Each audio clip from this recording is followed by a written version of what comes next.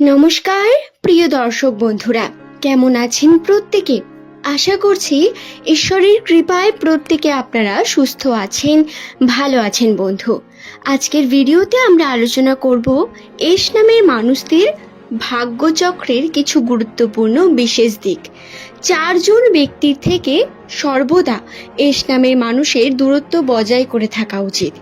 এই 4 জন ব্যক্তি দ্বারা আপনি ক্ষতিগ্রস্ত হতে পারেন এবং এরা এস নামের মানুষদের খুব প্রিয় এবং কাছের মানুষই হয়ে থাকেন। দর্শক বন্ধু, আপনার নামের প্রথম লেটারটি যদি এস দিয়ে শুরু হয়ে থাকে, আজকের এই ভিডিও সম্পূর্ণ মনোযোগ সহকারে শেষ পর্যন্ত অবশ্যই দেখুন। ভিডিওটি দেখে আপনি অনেক নতুন বিষয় শিখতে পারবেন, জানতে পারবেন নিজের আশেপাশের মানুষগুলোর আসল বিষয় এবং কোথায় আপনাকে মুখ বন্ধ রাখতে হবে বা কোথায় গেলে আপনি ক্ষতিগ্রস্ত হতে পারেন সেই সম্পর্কে বিভিন্ন তথ্য জানতে পারবেন। প্রত্যেককে আরও একবার স্বাগত জানাই রূপজাহি চ্যানেলের এই বিশেষ পর্বে। বন্ধু, এই চ্যানেলটিতে এস নামের মানুষদের রাশিচক্রের বিভিন্ন তথ্য প্রতিনিয়ত আপলোড হয়ে থাকে।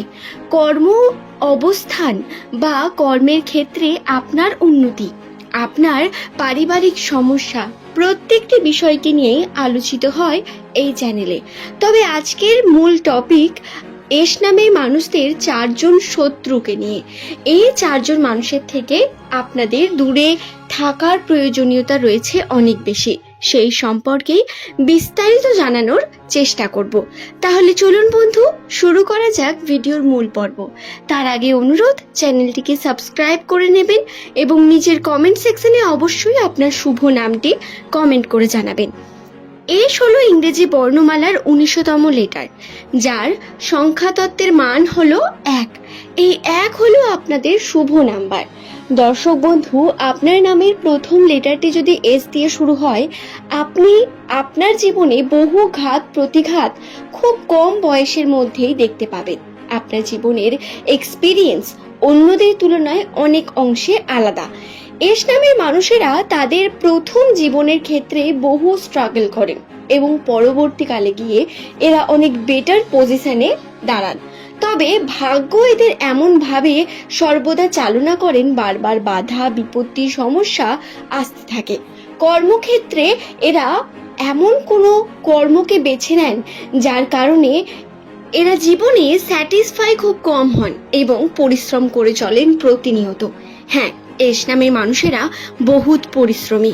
কিন্তু বন্ধু, আপনার আশেপাশের যে ব্যক্তিরা রয়েছে, যাদের আপনি প্রিয় বন্ধু বলে মনে করেন, আপনার সঙ্গে যাদের বন্ধুত্বের সম্পর্ক, তারাও কি আপনার ততটাই ভালো বন্ধু যতটা আপনি তাদের? এই প্রশ্ন তো থেকেই যায়। এস নামের মানুষেরা খুবই বন্ধুত্বপরায়ণ এবং অন্যের বিপদে সাহায্য করতে সর্বদা দৌড়ে যান। কিন্তু আপনার বিপদের বেলায় আপনি হয়তো কাউকে সহজে পাশে পাবেন না, বা তখন বিভিন্ন মানুষের আসল রূপগুলো হয়তো বেরিয়ে আসবে। প্রথমেই বলি এমন একজনের কথা যেটা শুনে হয়তো আপনি একটু চমকাবেন। আপনার সব থেকে প্রিয় এবং কাছের মানুষটির কথা, আপনার পার্টনারের কথা, প্রেমিকের কথা বা প্রেমিকার কথা। এস নামের মানুষ যদি আপনি এখনো দাম্পত্য জীবনে না থেকে থাকেন, তাহলে তার আগে যে সম্পর্ক, সেই সম্পর্কে নিজের পার্সোনাল ফিলিং, নিজের পার্সোনাল জিনিসগুলোকে আপনি শেয়ার করবেন না। বাইরে থেকে আপনার মনে হতে পারে সবকিছু ক্যাজুয়াল, বাট সবটা ক্যাজুয়াল থাকে না। সমস্যা ক্রিয়েট হয় এবং আপনার দুর্বলতা জেনে যাওয়ার পর কিন্তু বিভিন্নভাবে আপনি ক্ষতিগ্রস্ত হবেন। আপনার উপর বিভিন্নভাবে মানসিক চাপ সৃষ্টি হবে এবং এমনটাও হতে পারে সেই সম্পর্ক বেশি দিন টিকবে না। তাই বন্ধু, আপনাদের সতর্কতা থাকার প্রয়োজন রয়েছে। সমস্ত সত্য কথা এখানে আপনার বলার প্রয়োজনীয়তা একেবারে নেই। আপনারা চেষ্টা করবেন কিছুটা, আমি বলছি না মিথ্যা বলতে, অবশ্যই আপনি বলবেন, কিন্তু নিজের কমজোর ব্যাপারগুলো বা নিজের উইক পয়েন্টগুলো বা ফ্যামিলি প্রবলেমসগুলো অন্তত শেয়ার করবেন না। দ্বিতীয়ত, আপনার প্রতিবেশী প্রতিবেশীরা এমন হয়ে থাকে যারা সর্বদাই আমাদের নিয়ে সমালোচনা করতে পছন্দ করে, এবং এটা প্রায় সবার সঙ্গে হয়, কিন্তু এস নামের মানুষদের সঙ্গে এটা একটু বেশি অংশে হয়ে থাকে। এবং এই প্রতিবেশীরা আপনার সমালোচনাকে এতটা গুরুত্বপূর্ণভাবে চালিয়ে দেয় পরিবেশের মধ্যে যে আপনার মধ্যেও নেগেটিভ থটস আসতে পারে। প্রতিবেশীদের থেকে যতটা পারবেন দূরত্ব বজায় রাখবেন, তাদের সঙ্গে সম্পর্ক ভালো করতে যাওয়ার প্রশ্নই ওঠে না।